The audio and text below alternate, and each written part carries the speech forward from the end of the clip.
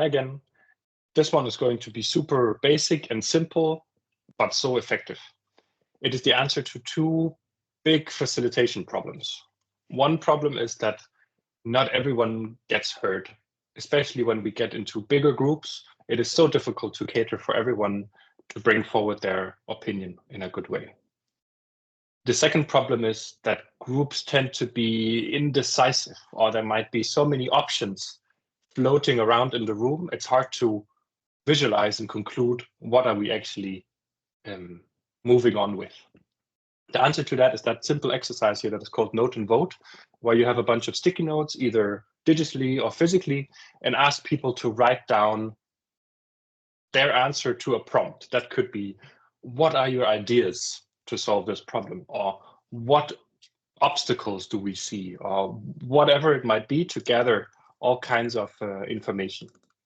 And people write down in silence, so they actually get some time individually to think before starting to talk and sort of cluttering the room with a lot of noise.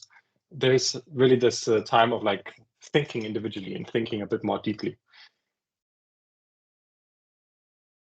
Then when there are a bunch of sticky notes on the wall, you can give people a chance to read through the different sticky notes, making sure that actually all opinions are represented.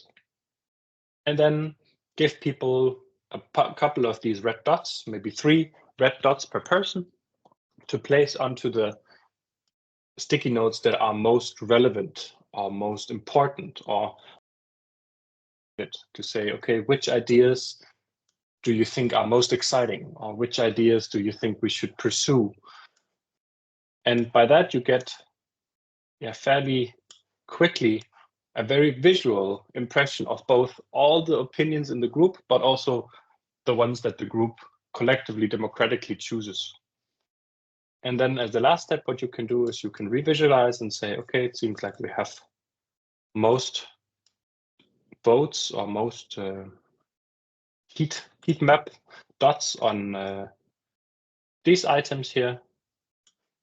And so you can very easily steer the conversation into, okay, so this is what the group thinks collectively are the most important items. That doesn't mean that it's true, but you can then sanity check again and say, okay, is there anyone who strongly objects moving forward with this idea?